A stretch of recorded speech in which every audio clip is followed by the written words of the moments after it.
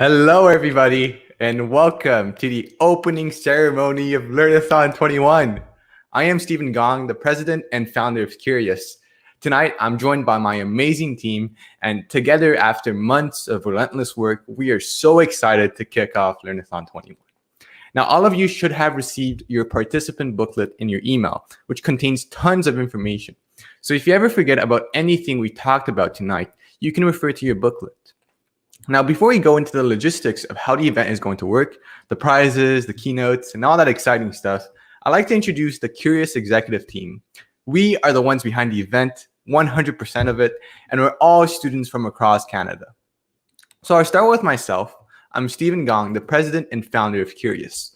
A bit about me, I'm from Montreal, Quebec, and I just finished my second year of CEGEP at Marianopolis College, if any of you know that school, and I'm currently heading into software engineering at Waterloo University this fall.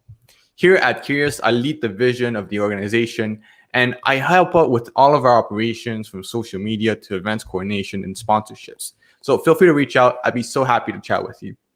Now I'd like to introduce to you all Leo, our events coordinator here at Curious, who plays a super important role in ensuring that the events run smoothly, and he's the one who invited most of the workshop presenters. Yep. So, hello, Leo Tian. I'm an IB student at Richmond Secondary School, all the way here on the other side of the country in BC. And as Stephen mentioned, I'm Curious's events coordinator, so I'm in charge of contacting speakers, making the timeline, and bringing all these amazing workshops to you all. So if you have any questions about the programming of Learnathon21, I'm the person to ask. And, if you want to do some networking right now, feel free to connect with me because I'm going to drop my LinkedIn right into the chat. Awesome. Thank you, Leo. Next, I'd like to invite Louis, who's super active on our Curious Discord server, as he's our community coordinator. Hey guys, so I'm Louis in French. I'm from Montreal as well. I'm one of the founding administrators of Curious. I'm heading into cognitive science at McGill University next year.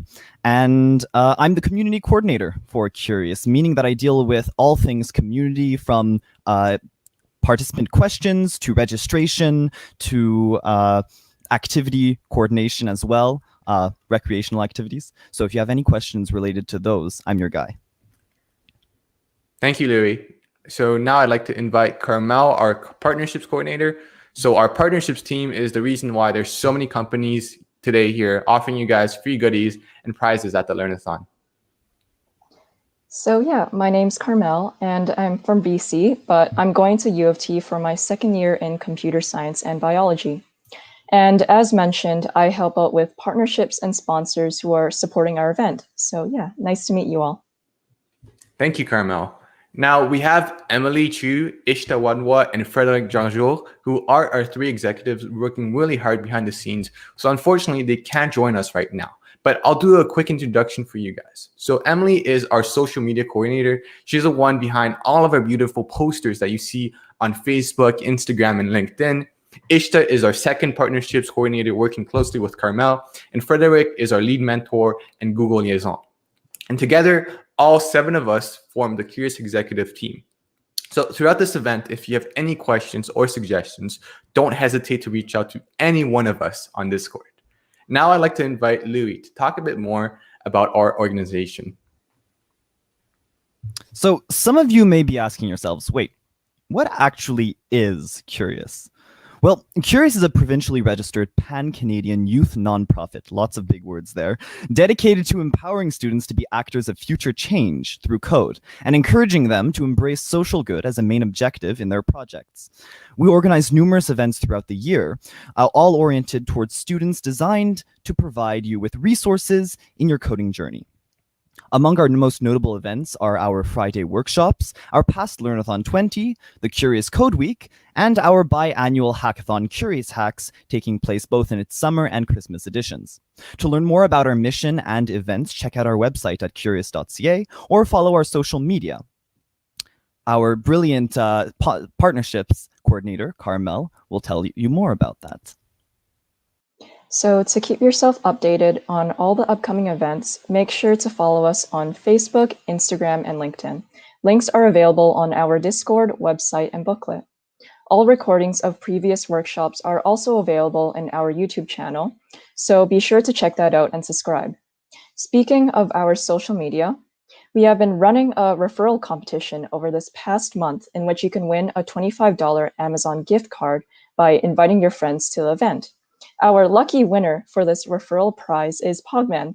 You will be contacted by the executive team later on to arrange how you will receive the prize. Now I'll hand over the mic to Leo, who will be talking about what exactly is a Learnathon.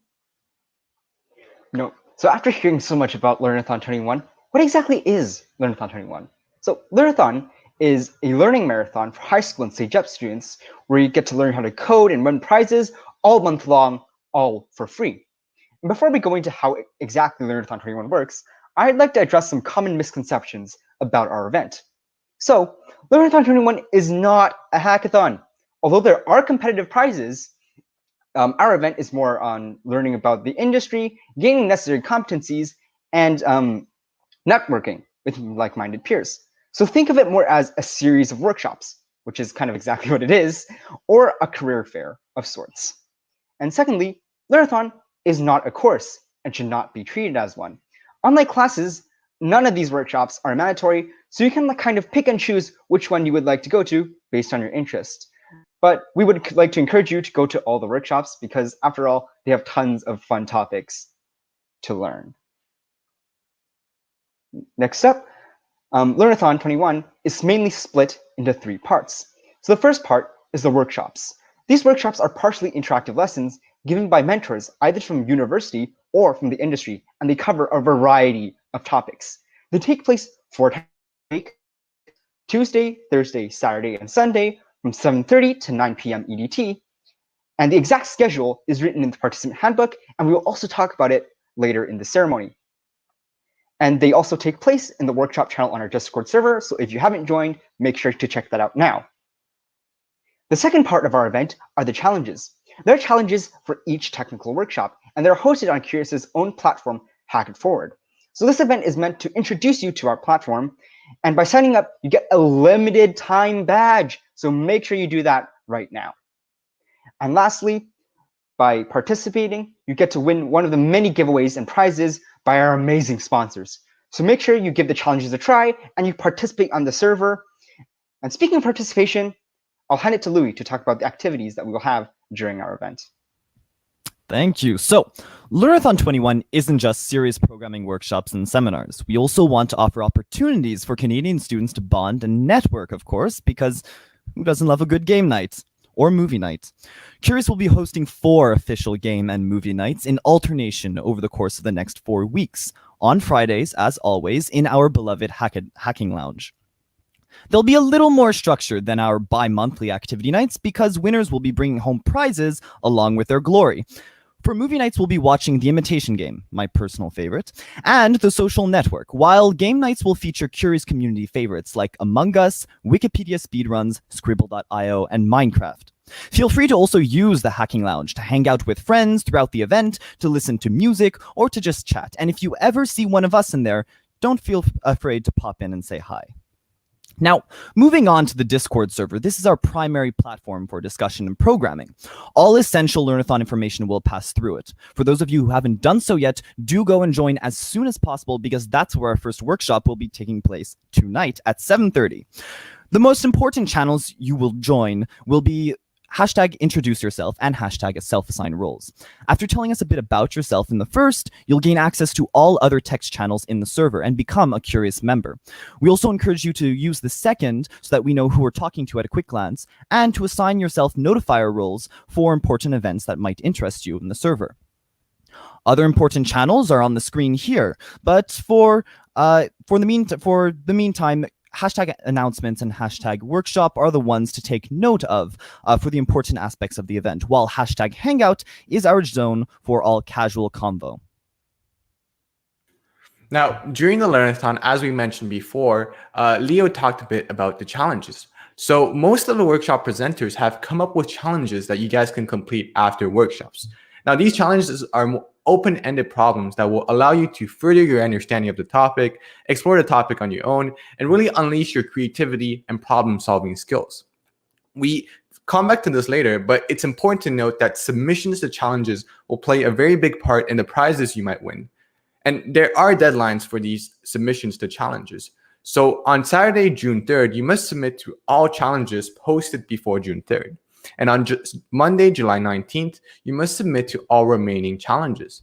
Now, you might realize this date is after the end of Learnathon21, which is on July 17th. But that's because we want to give you guys more time to work on some of these harder challenges towards the end of Learnathon21.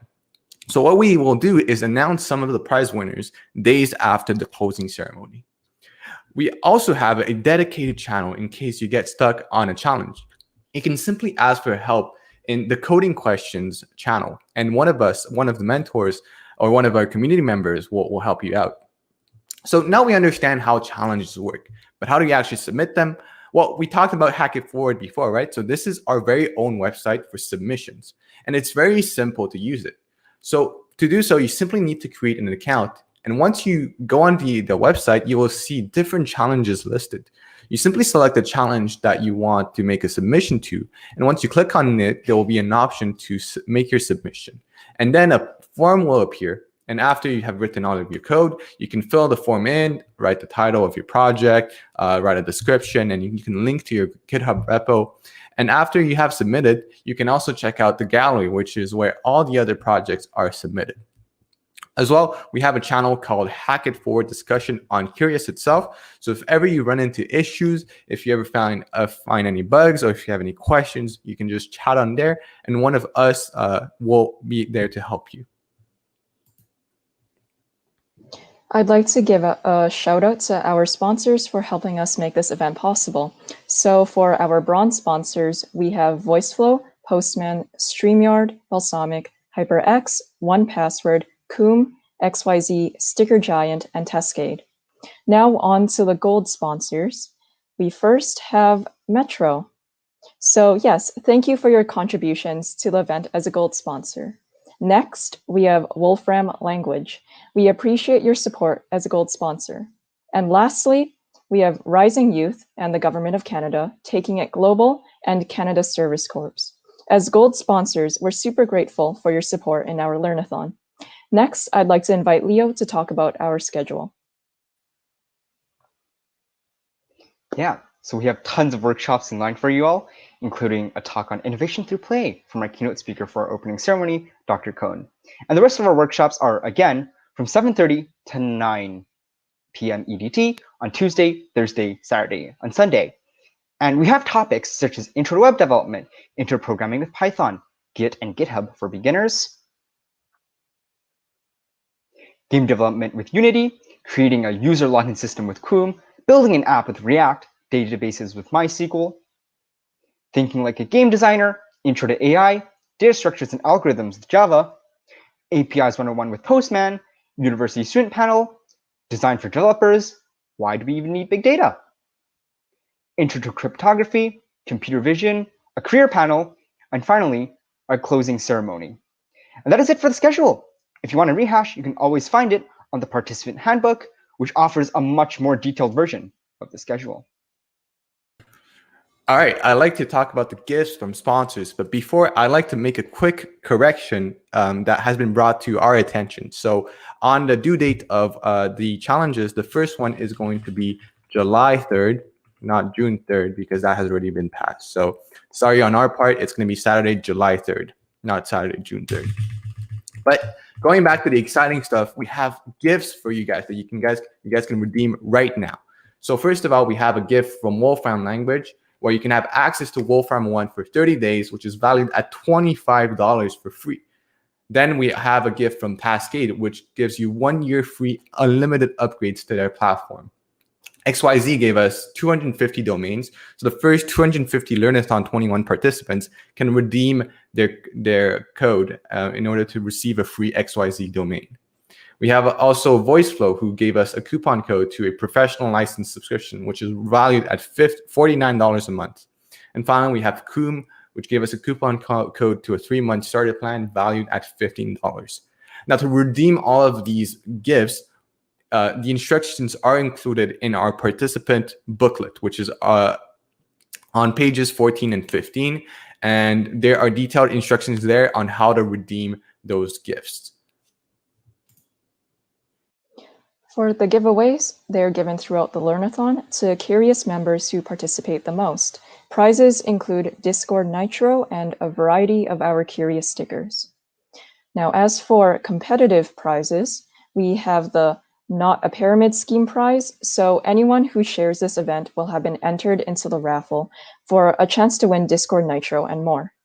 Next, we have the Chatterbox prize, given to the person who makes the most meaningful contributions on the server, which includes HyperX Cloud Revolver gaming headsets and a Wolfram prize. Next, we have the What is Sleep prize, which is given to the person who shows up to the most activities, who will receive a HyperX Cloud Revolver gaming headset and a Wolfram prize. Next, I invite Leo to continue on with the prizes. Okay, so continue on with these competitive prizes. We have the I Want to Be a Curious Exec prize for the person who attends the most workshops.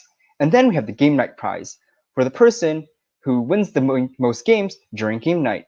And each of these you get HyperX Cloud Revolver headset and more. And then we have the 1984 prize. This is a mystery prize and it is up to you to figure out how to win it. And here's a few hints. Win this by participating on the server in some sort of way, and we will give you an updated leaderboard every week on how this prize works. No, sorry, on how many points people have. And that's all for free. And you basically get a HyperX Cloud Revolver headset for free, so make sure you try to figure out what it is. And next up for our competitive prizes on Hack It Forward, we have the Christopher 2.0 prize, which is the person who submits to the most challenges. And then we have the Worthy of Turing prize, which is the person who demonstrates the most learning during Learnathon21. And lastly, we have the Accidental Billionaire prize for the person who submits the most original solution to any given challenge. And for all of these, you get to win the HyperX Cloud Revolver gaming headset, a Raspberry Pi, and more. And I'll let Stephen take over to introduce our Metro sponsor, Metro. Awesome. Thank you, Leo. So now I'd like to invite Stéphane Robitaille to speak on behalf of Metro, our GOAT sponsor. Stéphane Robitaille is the data and analytics leader at Metro Inc. He started his career as a programmer after 3 years of CJEP in 1996. Later on, he climbed up the ladder to become an analyst and then a manager in 2012. He got his MBA from the University of Sherbrooke in 2019. He loves to learn new things, but what he likes the most is to coach his team and to have them succeed while having fun. Stéphane, the floor is yours. About our company at Metro. This company has been established since 1947, which happens to be my father's birthday year.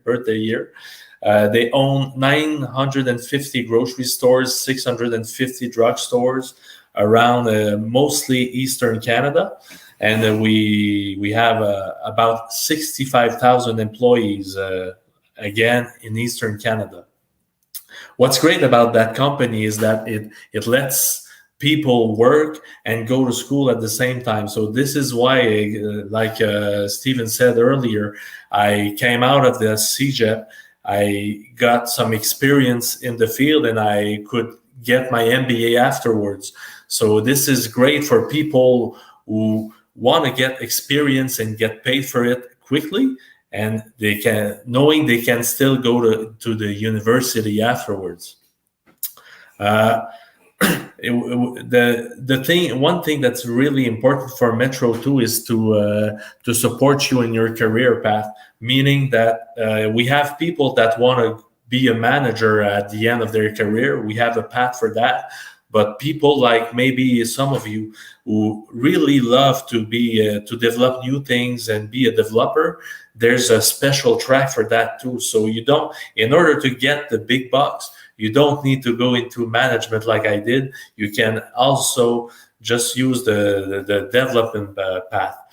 The other thing I really like about Metro is that they're working hard regarding a sustainable development.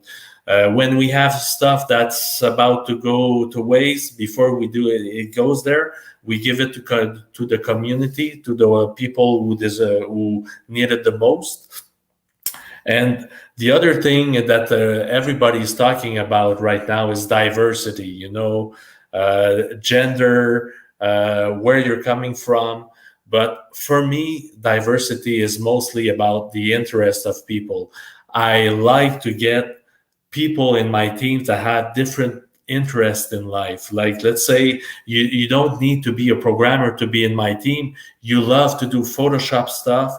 You're a great photographer. We need you in the data and analytic team to just build nice looking dashboard. So for me, diversity is really about your interest in life, having different people within the same team that don't necessarily share the same interest. It builds up a great team for the future. So you're probably asking, why am I a part of this? Because it's been a while since I have developed anything on the web or everything. Just so you know, the first time I heard about Python, I thought it was some kind of serpent. So I was asking my team, what are you talking about, a serpent? We're talking about coding something. Then they told me that now Python is the next big thing. And when I had the chance to get in touch with the curious people, they told me, Steph, don't worry, we'll have a Discord channel for you.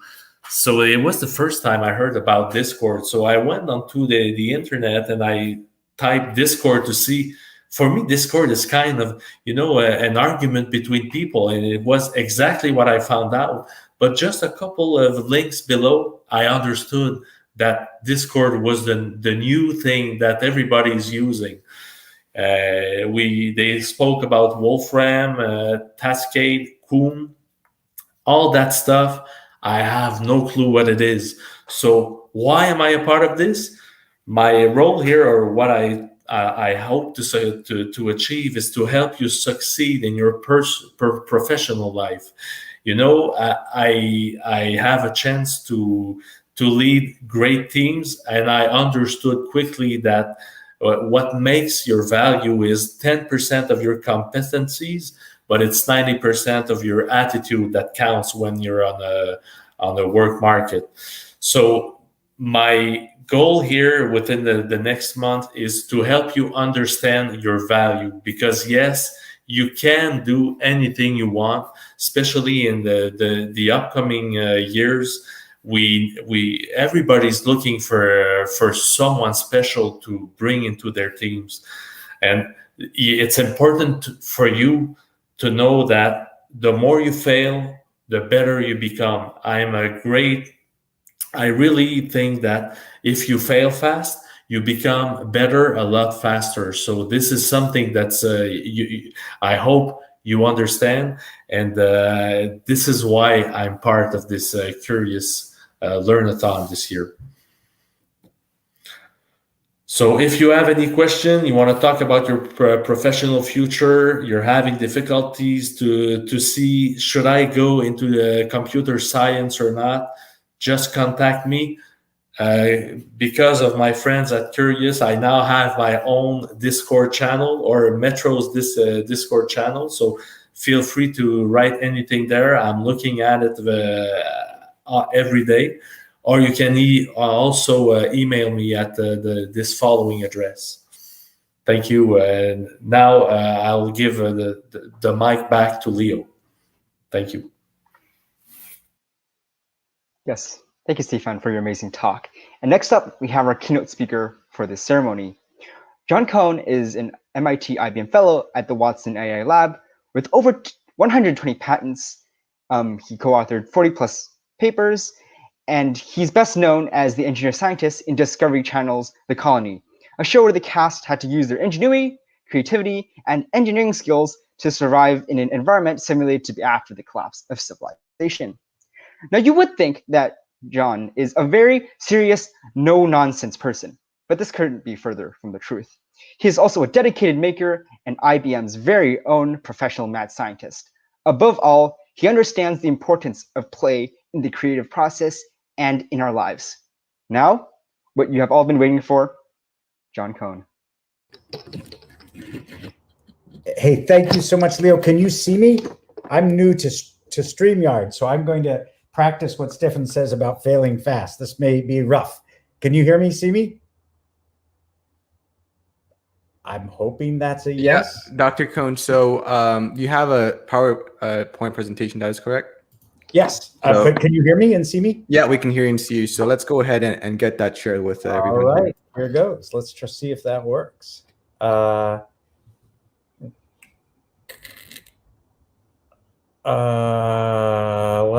see if that works. Yeah, perfect. We see that. Awesome. Yeah, so I'll just add that to the stream instead of mine. Okay, perfect. So everything's running, and I'll get out of the picture for you. No worries, Stephen. So as I thank you very much for the great intros, and Stephen, thank you so much for your sponsorship. It's just so awesome to hear about your views on career, because I'm going to hit on some of these same points, and it's really great.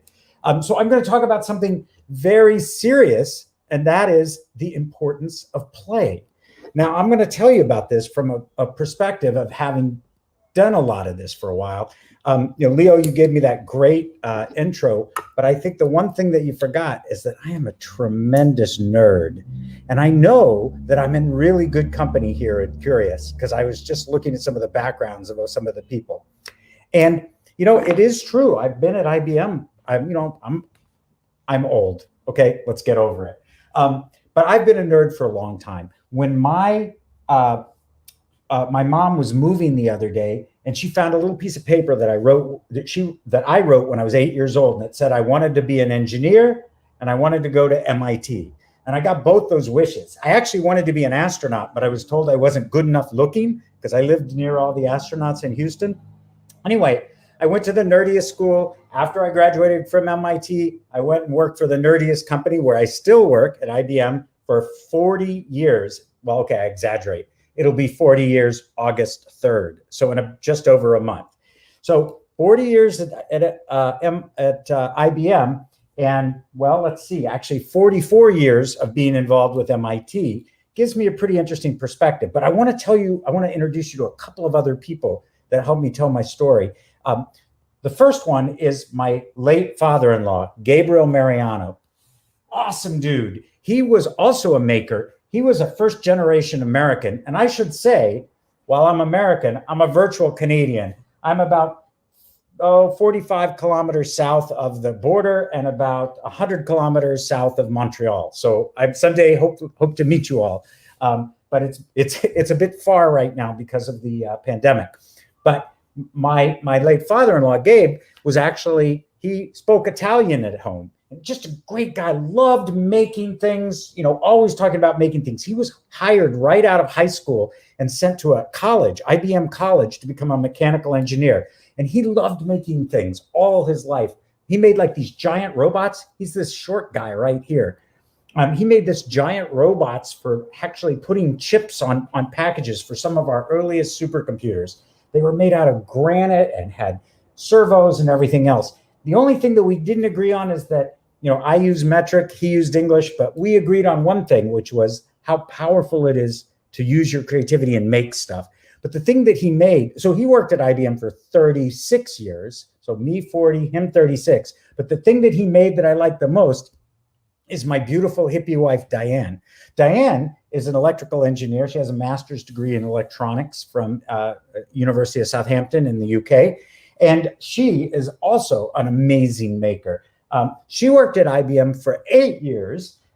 So I think if my math is right, between us, we've worked at the same company for 84 years. And I still like it, which is kind of weird. But anyway, I will say, you're at a point where you're going to be planning your universities and stuff like that. You should make sure that they have a policy for issuing you a spouse of whatever type you want, because that has been very good. But what's interesting is that I've been at this company, and I'm not here to sell you IBM, but I am here to sell you the power of innovation.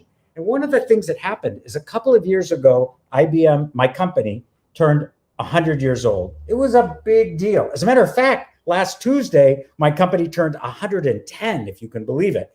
But it's really interesting when, you have as many years, like 40 years of my own looking back. It's kind of interesting to think about how ideas happen. And Curious and this Learnathon is all about making ideas. So I actually had an opportunity, kind of a weird opportunity, to be able to go in and talk to people about innovation. And I make, for the first 35 years of my career, I liked making chips. I like making the things that actually make the computers that all of you use work. And I'll tell you a little bit more about it.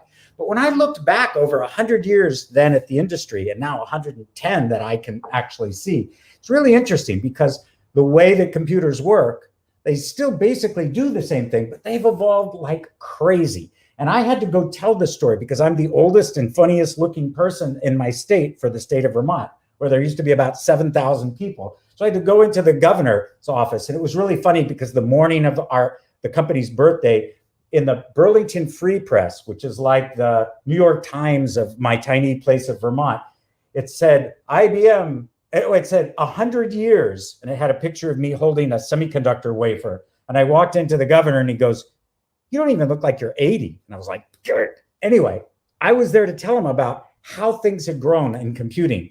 And the way I chose to look at it is like, when my company started, we were making computers that worked mechanically. Like they worked on scales. For example, you said cheese is 3 cents a kilo. It would go, oh, well, let's see, you have 3 kilos, 3 times 3. I'm not very good at math, but it's approximately 10. And, and it would tell you that. But it did it all using calculations of gears and cams. And then eventually, we decided that you couldn't turn those gears and cams fast enough. So we put an electric motor, like the Mach 1 computer that IBM helped build at Harvard during the Second World War. It could multiply 15 to 10-digit numbers together in a second, which was amazing. But you had to stuff cotton in your ears because it was so loud, because it used motor to turn the cams. Well, what I'm trying to show here is how much compute you could get for the same amount of money, even adjusting for growth, for inflation and stuff like that. So you see it starts to go higher. Then vacuum tubes, which is actually what I started studying when I was at MIT back in the 70s. And then discrete bipolar transistors. That's what my father-in-law worked on. And then what's called CMOS, which is actually what we continue to use. Well, what I'm trying to show is that just over the span of like 100 years, you think about things like Moore's Law, probably heard about that. That's over a period of like only 30 years. But if you look now over 110 years, we continue to innovate. And if you look at that, this is a pretty amazing thing. It's just how cool humans are at kind of inventing. But it may look really smooth, but it's anything but smooth. It's these kind of periods of smooth things, like where everything's working great. And then these kind of, moments, these disruptions. And so that's how innovation kind of works, that you kind of keep turning the crank and then you got to change it. And it was really interesting because I remember being here at this point where like discrete transistors were what we were doing. And we kept making faster and faster and faster computers for people like you. The problem is they started to catch fire. And we were told that was not good for business. We said, well, technically they still work. And they said, well, anyway, we had to, if you look here, we had to actually move to a solution that was actually inferior so that we could get on there. Why am I telling you this? Because I think when you look at the last year, I hope you're all safe. I've been following a lot what's happening in Canada because it's my neighbor. It's been a tough year. And these kind of disruptions are just like what happened in the industry, because the companies that couldn't figure out how to make those changes, companies like Honeywell, Boll, Xerox, Amdahl, you could make all these names, they couldn't make these leaps. The companies that actually could figure out how to, instead of just turning the crank, how to take a leap, take a risk, fail fast, like Stefan said, they lived to tell the tale. And that's a pretty interesting story, because when you actually think about, so it's, innovation has those disruptions. Well, my second lesson, and I'm telling these things about, kind of a series of lessons. So the first lesson is life has, kind of continuous periods and then these kind of points that you have to leap across.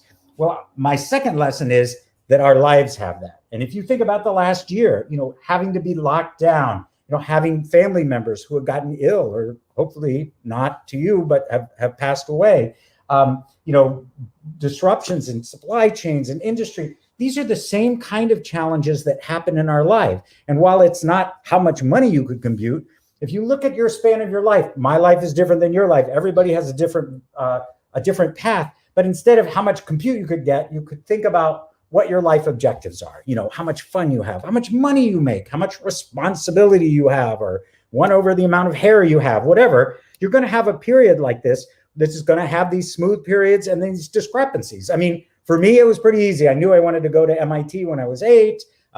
Should I buy a haunted schoolhouse? Oh, you know what? I should have shown. I can show you that later. But I'm at the tower of a haunted schoolhouse right now. And unfortunately, you can hear the traffic down there. But I knew that I wanted to move to Vermont because it was as far away from Texas and I had never seen snow. So I wanted to do that.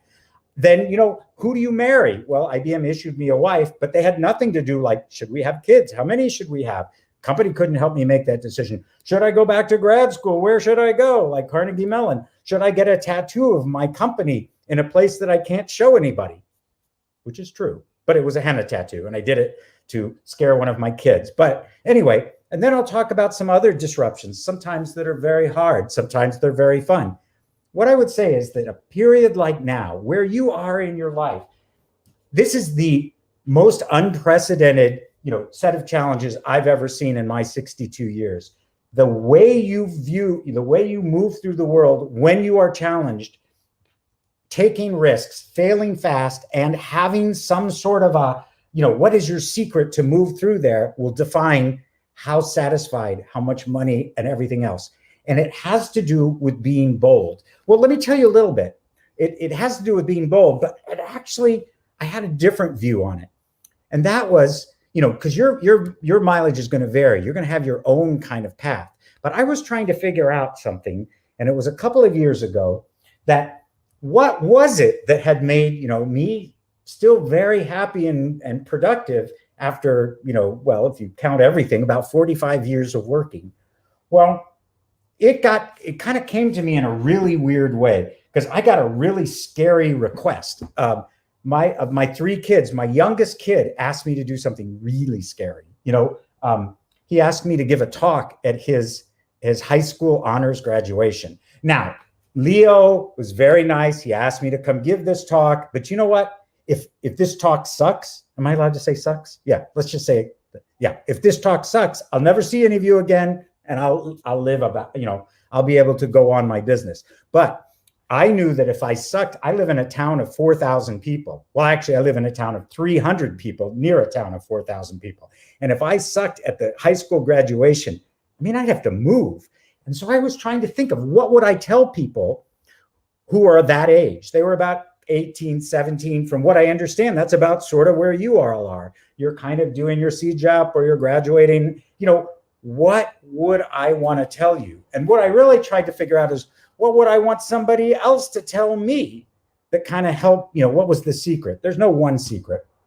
But it occurred to me in a really weird way because I was so nervous about trying to figure this out because, I remember what it was like graduating from high school in the US, down in Texas. It was, 35 degrees out. It was hot. There was some sitting on a hard bench and there was some woman up there. I remember she was really, really old, probably a lot younger than me. And she was going, when I was your age. And then I realized that was me now, right? So what was I going to tell him? And I was getting so nervous that my son, this is Gabe, the guy who asked me to give the talk. He said, Dad, you can't suck. You got to figure it out. What are you going to tell him? What are you going to tell him? And I was like really nervous about it. So he took me down. This is a bridge that's 15 meters high. Now, it is illegal to jump off that bridge, but it turns out to be perfectly legal to fall off that bridge. And Gabe took me there and he made me fall off that bridge 4 times to kind of clear my head. And it actually, that night, it occurred to me that what had actually worked for me through ups and downs, through different jobs, through struggles, through success, was the importance of play. By play, I'm not talking about, like going home and throwing around a Frisbee or playing football or playing golf. I'm not that kind. That's called work-life balance. And that's something I hear is good, but I've never tried it. I always work too hard. but it's about having joy and playfulness in your work life. And the fact that you are spending a Saturday here to try to learn how to win prizes in the Learnathon and actually, compete in that stuff, that means you understand it. You understand how important it is to actually make time to go play, to make mistakes, like Stefan said. Well, the point is that, that's what little kids know how to do that. When you're playing, you don't mind making mistakes. You don't mind who's borrowing your ideas. You don't mind stealing ideas from anybody else. It doesn't really matter. You're in the zone. The problem is, and I don't know if you know people like this, hopefully not your parents, but it turns out that about 65% of people in North America hate their jobs. And somewhere between being a kid and feeling free to try things, make mistakes, fail fast, and all of that, somehow we lose that, and it becomes, you get so worried about all the things. Where am I going to go to school? Who am I going to get married to? Am I going to get this job? Am I going to get this degree? That you stop playing. So that's what you can't do. So play has been the most important thing. And I'll illustrate here. So when I actually look back, because I had this idea and I look back, so as I said, I've been working at the same place for 40 years, and luckily it's pretty easy to keep track. Well, the times, I think Leo mentioned I have about 120 patents worldwide. And, and I've written a bunch of papers and things like that. But when I actually look at when was I most creative, when was I most productive, when was I having the most fun, the weird thing is it was when I was bringing my play to work, and it wasn't play that, when it was easy, it was when it was the hardest. And I've been lucky because I work on chips for some of the world's fastest computers.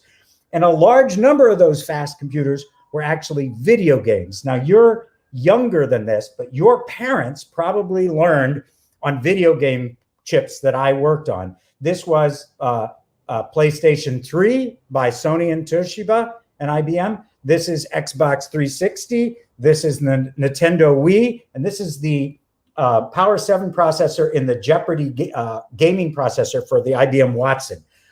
These were like supercomputers that were under Christmas trees. And I never had worked that hard. I remember we used to keep a leaderboard to see who slept the least. We would make up, funny accents when we'd be helping our colleagues. We would, it was just incredibly hard. But when I looked back, we were being playful. We were making stuff up because we didn't have time to do it right. We were laughing all the time. And even though it was really hard work, when I look back, over 40 years, the times I was working the hardest was the time I was playing the most. And if I actually plot my 120 patents, they were through the times when I was actually working the hardest. Now, you might say, well, of course, when you work hard. But when I actually look back, the people who are still my friends, 1, 2, 3, even 4 decades later, were the ones that we were playing at 3 o'clock in the morning trying to get some stuff done. So play actually feeds creativity and innovation and creativity actually fuels play. Just a little bit of a feed forward, because so much of technology, how fast chips go, how cheap they are, how much memory they have, how much bandwidth, is because people want to pick up their cell phones and be able to play Angry Birds or Fortnite or something like that. And it drives play. And not only that, these chips like that, you see these black bars? Those are the graphics processors. And if any of you are doing AI, like machine learning, GPUs are what makes AI work. So play and innovation cannot be separated. But it's not always about just having fun, because play, sometimes you have to play when it's the hardest. And I'm going to change gears completely here and tell you, again, I'm not here to sell you my company, but what I do love about my company is it's all over the world. It's about 300,000 people. And we've got everything from economists to mathematicians to ethnomusicologists and physicists and Nobel Prize winners. Speaking of Nobel Prize winners, that had something to do with this, because there was a period in my life not that long ago where it was a very, very hard time. And so what I did is I did the only thing I knew how to do. I played. And I reached out to a friend of mine who was on a team that invented something called the atomic force microscope. Now, in 1998, well, it was shortly after that, a group of people in my company and some universities actually invented this thing and won a Nobel Prize. And it was for actually being able to view individual atoms and then eventually to be able to move them. As a matter of fact, this is the picture of the world's smallest advertisement. It was 18 xenon atoms on a piece of copper at about 4 degrees Kelvin. Well, because I was in the state that I was in, and I'll tell you about that just in a second, I went to see my friend, who was also an IBM fellow, out in Almaden. Am I allowed to say beer? I had 2 6-packs of beer, some bad music, and we spent 3 hours playing with that machine. And I'll tell you why, because I knew that those people would actually like doing playing, because when they had a $15 million atomic force microscope, what would be the first thing they did? Well, the first thing they did is write bad words, because that's what you do with any fancy piece of equipment. The second thing they did, aside from, winning Nobel Prizes, is that they actually made fun stuff. They made Valentines. They made this movie, which is called A Boy and His Atom. And it's actually a stop motion movie of carbon monoxide molecules individually of actually, moving things around. So I knew that these people were into playing. But now I've got to tell you something sad. Why I was there? I told you that IBM had nothing to do with how many kids I have. I want to introduce them to you. This is Max, our oldest. He's an amazing maker. He lives in Santa Fe, and he's a maker and has like a 5,000 watt laser for cutting stuff, writes a bunch of code. You'd like him. This is Gabe, who's now just turned 26, and he's a 3rd-year PhD student doing cancer biology in Portland, Oregon. He's also a maker. He does things he's a stone cutter. And this is Sam, our middle son, who, when he was 14 years old, he was visiting friends in Florida, and they were walking around at night, and they walked off of a street curb, and a car swerved to hit my son's friend and hit my son. We were 2,000 kilometers away, and we got this call, and we found out that he wasn't going to live. But we knew he was a strong guy. He was a just wonderful athlete, snowboarder, world-class snowboarder, classical musician, headbanging drummer, amazing guy. And we got that call, and we're like, oh my God, everything changed. So I was there. So I'll tell you about why we were doing that, but I was there to borrow this machine. And for 3 hours during, crying and laughing and drinking beer and listening to music, I wrote my son's name on a piece of copper at 3.4 degrees Kelvin with 33 carbon monoxide molecules to make the world's smallest memorial. Now, that may sound really weird. I know it's a hard thing to do. And one thing you can do to honor my son's memory, if you don't mind, is I don't know what your thoughts on organ donation are, and I hope it never comes into your life, but all that matters is that your loved ones know what you would want. And I don't know about in Canada, but you can write on your driver's license that you would like to be considered an organ donor. I hope you speak to your parents about that if you can. Thank you for that. So I was there to make what's now, if Guinness was watching, this is only 10 nanometers wide. It would be the world's smallest memorial. And, you can imagine that's the hardest period of my life. But why I was doing that is that we make these stones for our son's memory. His name was Sam. And if you look on the back, there's a thing called samstones.org, http://samstones.org. And it talks about him, and it talks about organ donation and all the other things, the musical causes and stuff that we support. Well, we started making these rocks for him. They're made out of clay. And even though it's been 15 years since he died, we still get together. We play a lot of music. We make these out of clay and we fire them. And they are all over the world. As a matter of fact, when this was the hardest period of my life, and I think you can imagine that, but what could you do? The only thing I knew to do was to play. And I taught myself provably the world's worst programming language, which is PHP. And I hope you never have to do that either. But I, learned to write WordPress plugins, etc. That if you go to samstones.org, you can see thousands, you can see hundreds of where people have told us they're in the North Pole, the South Pole.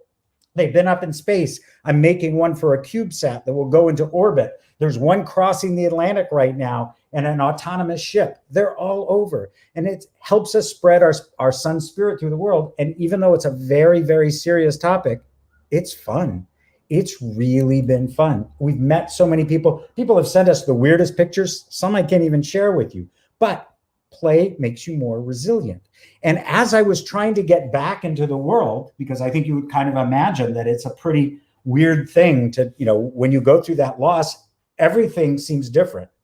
But what I did is I leaned back and I did play. What I started to do is build things with other people, especially students, like people your age.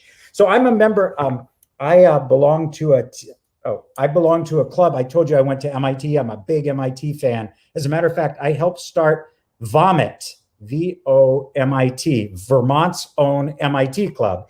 And at the time, shortly after Sam died, I had a group come to me that did a fundraiser for Halloween here. And they said, VOMIT, can you help us make a device for scaring children? And so we built this 7-meter tall thing that actually would go from 2 meters tall up to 7 meters and had a 1 meter wide mouth that when you talk like it would open and close like this. And it was a perfect use of an MIT education to try to figure out if you could scare kids. Could you scare the adults? Did they pee their pants? Oh, I probably shouldn't say that. Forget I said that. But anyway, it was super fun. And we did it. I did it with about 15 kids. And we kept this machine going. Well, it actually is still going, sort of, but for about 6 years. And I found that the more crazy stuff I did with other people for play, the better I felt, the more healed I felt. This is another thing. This is a 7-meter tall. Everything I did in that way was 7-meter tall. It was a carousel for carrying hippies across a desert at a festival. I go to a festival called Burning Man. And actually, this is with, I don't know if you have Ben and Jerry's in Canada, but Ben and Jerry are some of my closest friends. As a matter of fact, I'm heading to Ben's house right after this because it is Latvian New Year night and we're having a party. But we built this big 7-meter tall thing for carrying hippies across the desert. And it was so fascinating. We built it in 40 days with 40 people. It sounds like out of the Bible or something, but a lot of students. And I did all the remote control for both of these things. And it just making something fun and being able to talk about science and making things with other people, it became so great. And it was really interesting. It wasn't just healing to do that. A couple of years later, after 30 years of making chips for a living, my company decided to go into the business of IoT, Internet of Things. And I didn't even know how to spell IoT. But because I'm very senior in my company, as an IBM fellow, I'm an executive. I'm about as high as you can go as a technical person. And I really like, Stefan, that you said you can advance as a technical person or a management person or something in between, which is what I am. And you have to just explore all these things. Well, when we started to get into Internet of Things, which is controlling chips with computers, I went to them and I said, I'd like to work there. And they said, well, what have you done with IoT? And I went, well, I've built things like this. And they said, okay, you're hired. They didn't tell me the job was in Munich. And I live in, like I said, I live about 100 kilometers from Montreal. So every other week for 2.5 years, I would go get on an airplane and start the plane flight over there. But for those 2.5 years was so great. My job was to take these 2 buildings that we owned, 1.5 of them, and make them into an Internet of Things playground. Everything we did was to show the power of IoT, and so many things were so fun, like light up sculptures to tell you when the lunch line was full. How many, AI tools that actually use the building to be able to spell out funny messages on the front. And you've got to know that we use the words we wrote at night were probably good that nobody photographed them on the side of the building. But what actually was fun is not only was it cool to be able to make Internet of Things stuff, using things like the Raspberry Pi that you could win in this Learnathon, but I got to learn about artificial intelligence. And we built systems that would actually use the sensors to try to figure out how many people were in a room without violating their privacy, without taking a picture of their face. And so we learned that using an AI model, if you looked at the CO2, the change of rate of the CO2 and the volatile chemicals that come off of us after a night of partying, you can get a really good view of the number of people. Well, while I was there, I ended up falling in love with artificial intelligence. And so that not only did play take me to Munich, for about 250,000 miles a year of air flight, but it actually then brought me home because after doing that for a while, I found out that we were opening a laboratory where I work now at MIT. So my IBM senior vice president asked me, hey, do you want to make a shorter commute? And instead of going to Munich every other week, you could go to Boston every other week or Cambridge. And so now it's been 44 years after I started at MIT, I'm kind of like back to the future. I'm back at MIT as I don't know what I wear. I'm the Yoda. Oh, I have a team of people, about 40 people. Most of them are half my age, no exaggeration, and twice as smart, also no exaggeration. But we do projects uniquely with the MIT lab on AI, new AI algorithms like neurosymbolic and explainability, AI for explainability, new physics models like how do you do AI with analog circuits, or even quantum. I'm working on a project in quantum. And AI for things like security and healthcare and finance for industry. And finally, AI that doesn't take over the world. How can you make AI that's fair and controllable and secure so that it all does that? So it was that I had been misbehaving in Munich that actually got me this job back at MIT. And it was really back to the future. Now, kind of getting towards while I'm there, I'm supposed to be, working on things like, AI on quantum, but I can't help it. I have to misbehave. And that's a really key thing, because you really got to figure out how to make some time to learn. So I've been working on how you make AI kind of fun. So, because I think, by the way, I think play is a great way to explain something to people and to get people interested. I don't know how much you know about AI, but there's a lot of people who are scared about it. I just was on a task force for the governor of our state for about a year and a half. And I was so excited to tell people about AI and all the great stuff it would do. And I'd say about 80% of the conversations that I had with people around the state was out of fear. Now, I'm not telling you that AI isn't, it's like any tool. It can be dangerous or it can be helpful. But I want to figure out, how do we have a conversation that we get the best benefit out of technology like AI and the least amount of bad stuff? Well, what I found is that people weren't paying attention. They weren't actually trying to learn. Well, what's the best way to get somebody to learn? First of all, is to get them interested. What's the best way to get them interested? Play. And what's the best way to communicate to the rest of the community? It's through students, getting students interested. So while I'm supposed to be doing other stuff, I'm working on software that actually makes it easier to play with AI. And if you get your phone out now or your computer, I'm going to give you a URL, but I want to show you something that I made, which is just for fun. It's called the Theremin, and it's a visual theremin, and it's written in TensorFlow and using a pre-trained model called PoseNet that finds your body parts, and then runs on a phone completely privately. It doesn't install anything on your phone, and it doesn't take anything off of your phone. Like, your privacy is safe. But what it does is it allows you to make somewhat beautiful music. So I'll give you the QR code in just a second, but here's what it looks like.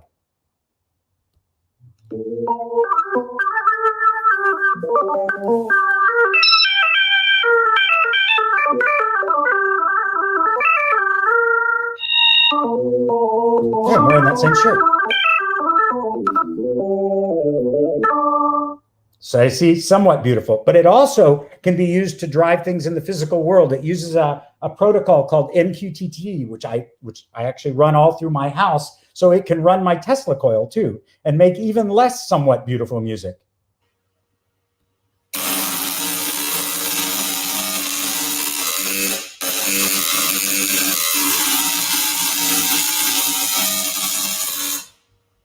So if you want this, take a picture of that, or you can use the URL http://ibm.biz/Veremin. So please take a picture of that. And if you don't get it, I saw that somebody actually posted it in the chat. But and if you go on there, a couple of things. In the lower left, there's a Git repo, so you can look at the source code. And I would love to collaborate with anybody who wants to try to help make it more awesome or has ideas like that. I love hacking with people. The other thing, in the upper right, there's a bunch of controls, but there's a little thing that looks like a paperclip. If you click on that, it'll bring up the QR code so you can actually share the thing yourself. And again, it doesn't install anything. It's just a bookmark. It's a web app written in Tensor.js. But again, it's about fun, and we've written a tutorial, and if you're interested, I can send it to you, for trying to get people to learn more about AI so they can actually see it. Now, I'm winding up, but I talked about the importance. I've mentioned the word misbehavior. The biggest lesson that I hope I can teach you is that sometimes you really have to misbehave, because the problem is the world does add a lot of challenges as you go on to university and graduate school and work. Like I said before, you just, all the pressure of this, if you're not careful, it'll use up more than 100% of your time. Nobody's out there to watch to make sure that you're not spending too much time doing any of this stuff. Well, so how you keep learning? And you got to keep learning through your life. You got to keep playing. Well, the only way to do that is to misbehave, is to not do everything you're told. Did I just say that? I mean, if you just do everything that your teachers tell you, your parents tell you, your boss tells you, you will do okay, but you will grow up to be a dull boy or dull woman. The world takes too much time for that. You have to learn how to misbehave. You have to learn how to carve out enough time. And when you just can't stand doing what you're supposed to do, you got to take it a night like tonight and start hacking. Try stuff, learn a new language, make some mistakes, as Stephen said, and actually do it with other people. It's so, so powerful. But the only thing you can do is by not doing everything you're told to make the time. And Stephen was talking about, you can be a boss or you can be a technical worker. Well, if you're in a situation where you're a boss, you can help do this, because you can look the other way when the people who are working for you, they need to play a little bit. So if you got an opportunity to let somebody else play, do it. You got to keep it within reason. But I want to tell you about something I needed to mix it up. After our son's death, and all of the pressures of my career, I needed to change it up. And I'll tell you one more story and then I'll stop. There was one time I was thinking that I really ought to go be a teacher. And then my wife reminded me that I hate kids. Not you. Well, I don't know, maybe. But I was thinking it would be really good. And I was trying to figure out, is my path to actually go be working with people full time to play. And without putting too fine a point on it, I may end up doing that pretty soon anyway, because I'm hitting 40 years. But back here, when it was this, I once went to my beautiful hippie wife and I said, beautiful hippie wife, what should I do? Should I quit my job? Should I go, be a kindergarten or high school teacher, middle school teacher? And she looked at me lovingly and she goes, how do I know? I'm cooking. Go ask the cosmos. So I went outside with my beer. I keep mentioning beer. I shouldn't do that for underage people. I went outside with my beverage and I looked up to the stars and I said, Cosmos, what should I do? Nothing. But next day, I got a call from a woman in LA who said, hey, do you want to be a scientist on a reality TV show? And I went, I'd never seen a reality TV show. And I'm not kidding. I don't have a TV. And a long story short, they sent me a packet. They had to answer a lot of questions, they said, if you had to be an animal, what kind of animal would you be? And I said, I would be a squid, because my fingers are in everything. I'm full of surprises and I'm chewy if improperly cooked. And I later found out that last, kind of goofy answer is what got me the interview. So I got flown out to California. And actually I was sitting there on the curb waiting to meet the people. They came by, they put a bandana around my head, threw me in the back of a van with some other people, which I couldn't see. And then for 3 days, they made us take things apart, put things together, blow things up, which I'm actually very good at. They made us take all these weird psychological tests, like I dream of killing people, true or false, or aliens control my thoughts. Well, that's a hard one, because if they did, how would you know? And so it was really weird. And at the end of it, I was like, this didn't go well. And a couple of weeks later, I got a call.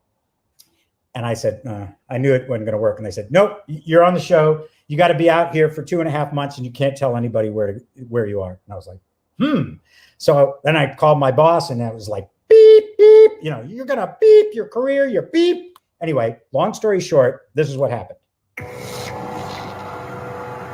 Leaders of the colony have an amazing opportunity to teach all of us how to survive after a major disaster strikes. So that was really, that hardly shows it. But basically, we lived, 10 of us. Well, it's complicated, but there were 11 at some times, and there was 8 at some times. But a bunch of us. It was actually 9 crazy people and me. It was so weird. And our job was to try to rebuild society. This was on Discovery Channel. It was called The Colony, and you can watch it on Amazon Prime. As a matter of fact, there were about 12 million people that watched it. And at one point, it was the most downloaded video of that genre on Xbox Live. That's what I happened to know that. But we had to make things, we had to survive. We had to figure out how to purify water because you could only live for 3 days without water. We had to eat what we could find, though they sometimes make it easy to find. But I'd been a vegetarian for, since 1974. So at that point, my first red meat was rat. We ate a lot of rat, a lot of pigeon, cat food, dog food. And if the zombies come, skip the dog food. Cat food's great. Anyway, it was really fun because we had to rebuild stuff, and we didn't have all the, we didn't have all the parts. We didn't have the internet. At least they didn't think we did. We didn't have, we didn't have all of the expertise, but we just made it work. We tried and we failed publicly.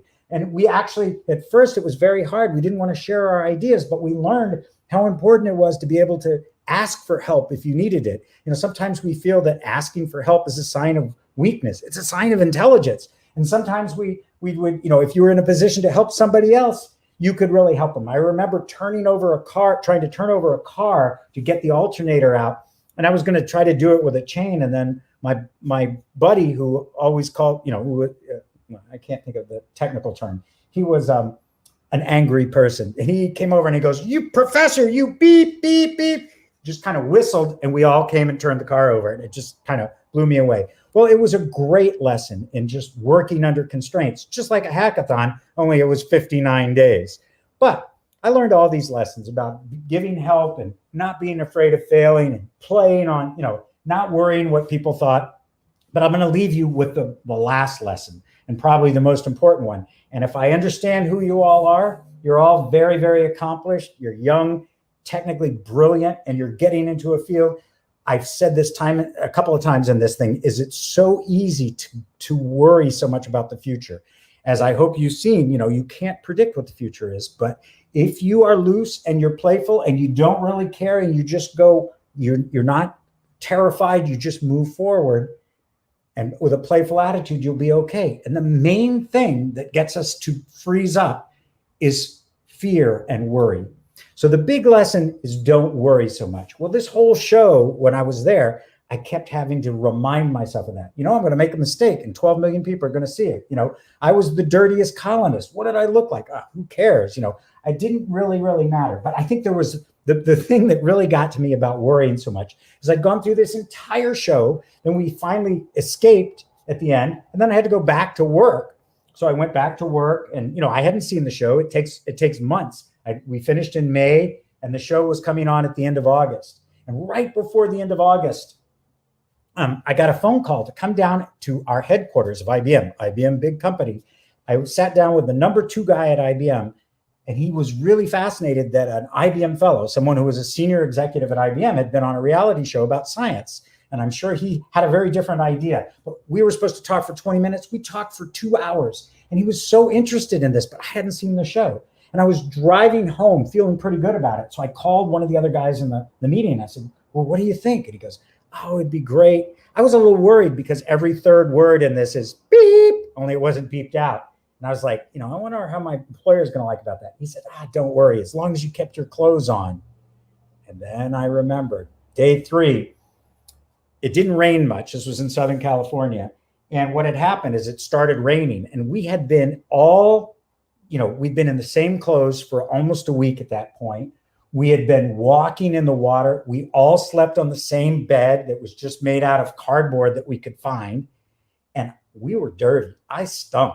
And when it started raining, my 9 colleagues went out to catch the water because we needed every drop. But I ran out the back, threw off my clothes, and just started washing. And somebody said, "Hey, I'd pick up that plastic." And I looked around, and there was a guy with a $100,000 camera looking at me.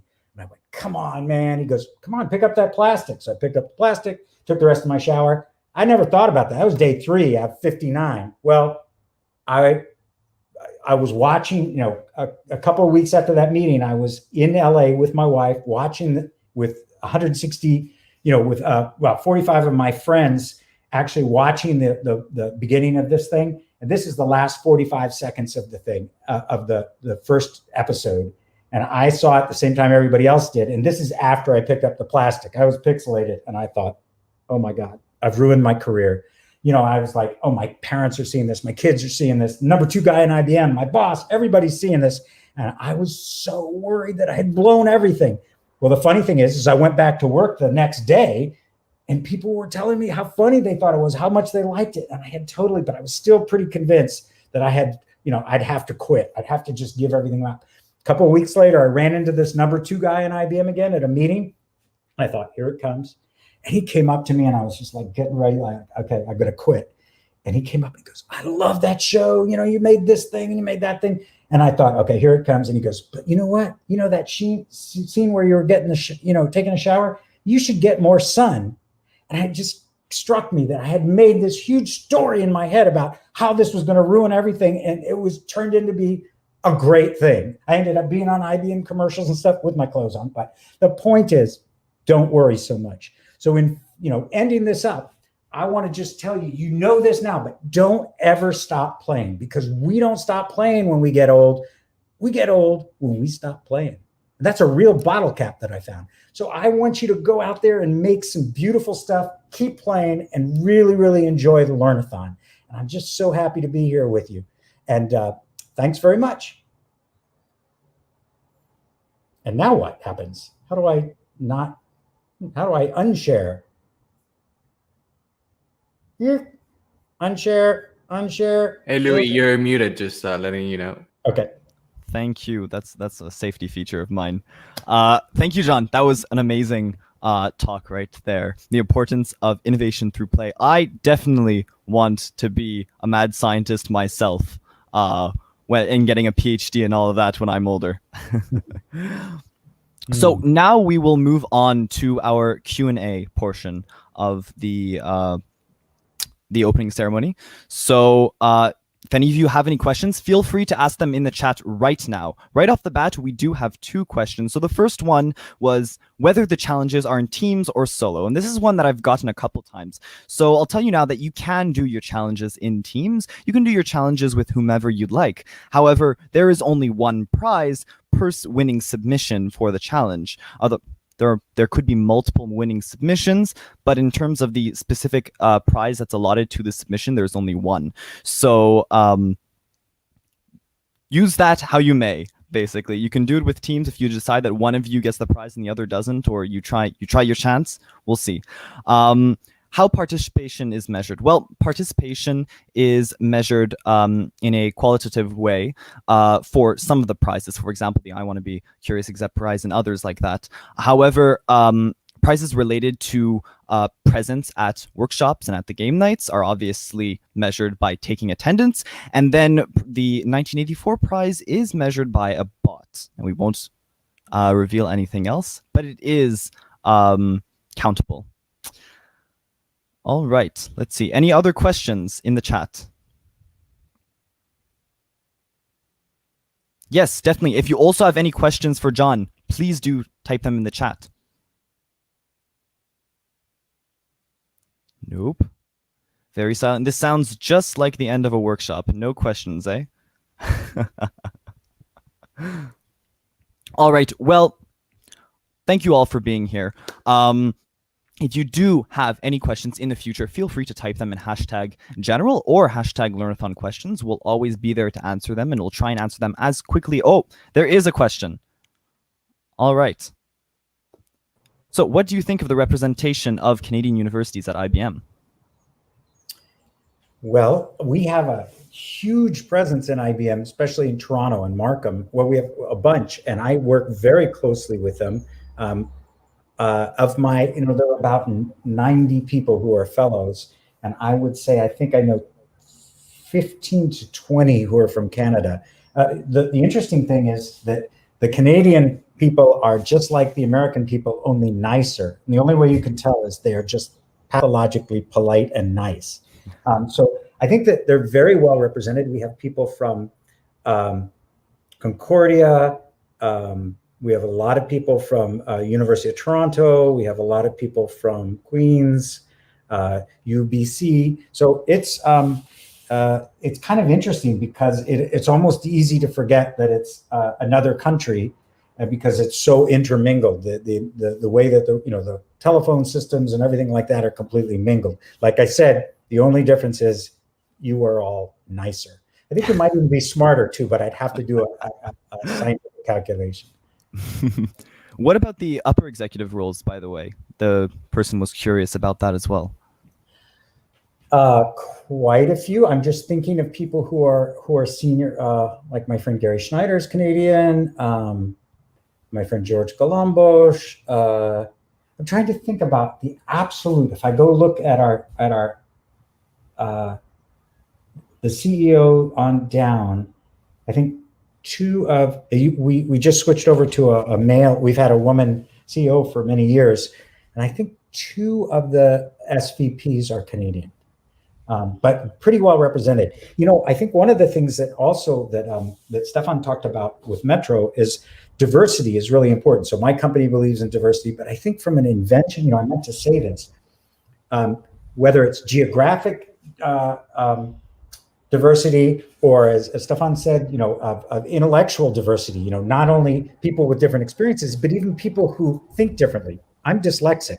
I can't read very well, but I have a really good memory, and I've been able to work around it. And, like my youngest son is also dyslexic, and he's, getting his PhD too. It's just getting a different mix, people of different backgrounds, different ethnicities, different genders, identity, getting that all together is really, really important to my company. And I think it's something that you can learn here, is that people's abilities, intelligence is kind of uniformly distributed, but talents kind of vary by type. So the more that you actually intentionally go after diversity in your groups, in your schools, and the companies that you start, the more robust and the more creative you're going to be. All right, thank you. Well, there you have it, SB. Any other questions for Dr. John Cohn or any curious Oh, SB has another one. Another question. Do you think most upper executive roles have PhDs and master's education? That's a really interesting thing. So in my field of AI, well, I'm a physicist to start out with, and I would say that, I think that what you are interested in and what you do and what you are passionate about is much more important than the degree you have. I would say practically getting a job for the first time, it now seems that having a master's is a differentiated. It's almost like an expected thing. But in terms of a PhD, I would say, I am very glad I have a PhD because I'm also a professor at the University of Vermont, and that allows me to be a professor. But I would say that it really depends on what you want to do, because, the letters that are by your name have very little to do. After, being in the industry for now 45 years or so, I found that, that how many letters you have or whatever, titles you have and stuff like that are not a perfect correlation to how awesome you are and how creative you are and all the kind of superpowers that everybody has. So I would say getting a master's is probably a good investment, no matter what you're doing. And especially if you want to go into like management, you could get an engineering degree and then a business master's. If you want to be in engineering, get an basic engineering degree and then specialize for your master's. To do a PhD, I think it can really help. But, now industry is doing, research that like an AI, they're doing more, well, at least as much research in industry in places like IBM and Google and Microsoft and Amazon than they are in universities. So I think you have to think about, what are your goals? I love teaching, despite not liking people or kids. But if you want to do that, having a degree is probably, having a PhD is a good thing. But I would say you have to, every 5 years, you should reassess that. But there's no reason to get a PhD for it just because it'll get you a job, because there's easier ways to ruin your life. Do it because you're so passionate that you can't stop going to school. If that's what you hear, then go for it. I would give you one piece of advice, because your mileage will vary, but I think that actually doing a bachelor's and master's, or bachelor's and then going out in the industry, getting a little bit of experience, and then going back if you want to get a PhD is probably a good idea. I actually was in industry for 8 years before I went back. But because I think that you get a little bit more grounded about what you want to do and what you want to specialize in. So I would say that's a very big depends, but definitely getting a master's is probably not a bad investment. All right, perfect. Thank you. Another question here from Angela L. What are other fun projects that you're working on? Oh, very funny. Let's see. I just finished, I don't know if you're all into music, but I just finished rebuilding a 30-foot keyboard that I made for my friend Mike, who's a member of the US band Phish. I don't know if your parents probably listen to jam bands, but I'm a Grateful Dead fan. And through that, I'm working on a project with Mike Gordon from Phish and Bob Weir from the Grateful Dead on trying to figure out when you're in the zone, like we're talking when you're playing with things, you get into a point where you don't know that the time is passing. You're just not worried about stuff. You're not worried about mistakes. Well, it turns out musicians, when they're playing, and especially in these improvisation things like this jam stuff, they get in this zone. And I'm working on a project with them trying to figure out can you figure out that jam state. Obviously, if you put electrodes on their head, you could, but that's not very cool. So what we're trying to do is we're putting them in electrodes, trying to measure their brainwaves and correlate it to something like a wristband. And then if we can make that correlation, we're trying to figure out electrical effects that will actually, tell us that they're in that jam zone. So I get to experiment on musicians. What else am I doing? I do a lot of things with fire. So last night I helped my friend. I make these things that take propane and make these big.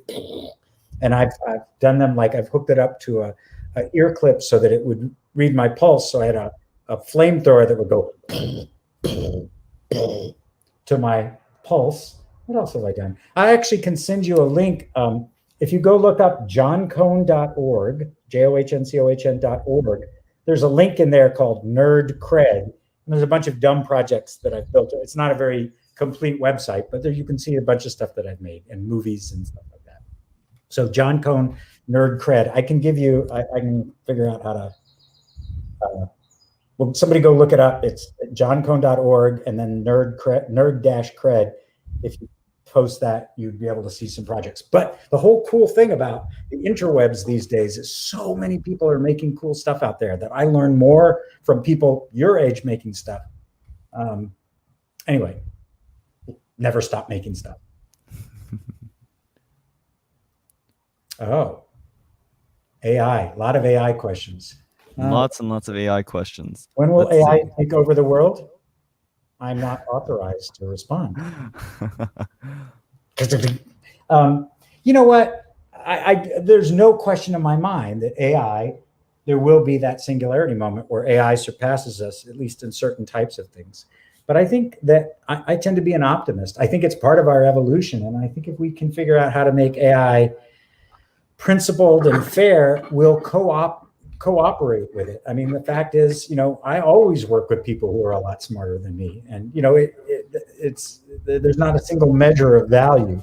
But I think that we're, as long as we're careful about the decisions that we delegate to a computer, but I'm pretty optimistic. But I think that the period where we have something that, has the elements of intelligence, people generally say it'll be like around 2050, which means nobody has any idea. And I think it will happen in various phases. It won't just happen all at once. But I think AI will do a lot of good. I mean, if you think about, it's easy. It is absolutely true that, there are going to be speed bumps. There's going to be accidents. We've already seen, self-driving cars. There will be deaths because of that. But if you were trying to think about how many deaths won't occur, because there's a computer can actually, help make a decision that a human couldn't make fast enough, it's a pretty hard calculus to make because you never get to measure it both ways. But if you look at like air traffic, air travel over the last 3 decades, I wouldn't call it AI, but, sophisticated control, the number of deaths in air traffic has just gone so low because of automation like that. So I expect the same thing. It's going to be a complicated, again, I know it sounds really weird, but you got to look at it playfully. You got to kind of go, when it doesn't work, let's try it again. It's kind of failing fast. And even when the stakes are really high, you've got to kind of take a long view on this. if we end up, and one of the reasons that I like making AI that's playful is that it allows people to kind of lean into it and learn more about it.